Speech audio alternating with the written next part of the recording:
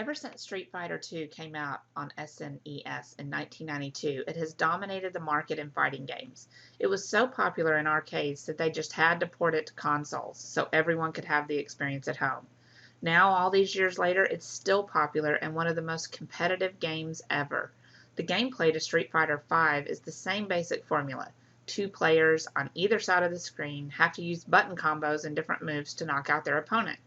The movement is all in 2D even though the characters are now in 3D in appearance.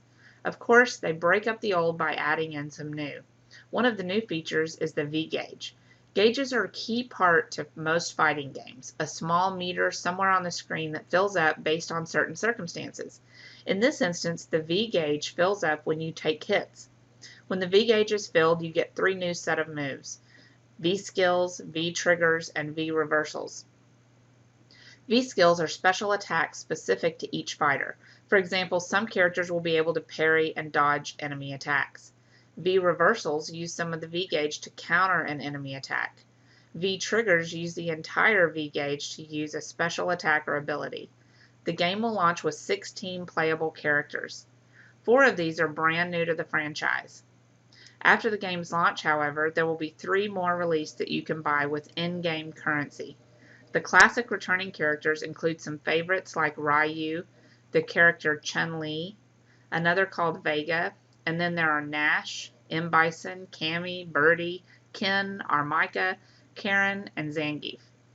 People should note that Capcom has specifically stated that this game will not be released on the Xbox One at all. It will come out only on PS4 and PC. It will, however, feature cross-platform interaction, meaning that PC players can fight against PS4 players. The reason the game is not intended to be released on Xbox One is because Capcom specifically developed this game with Sony.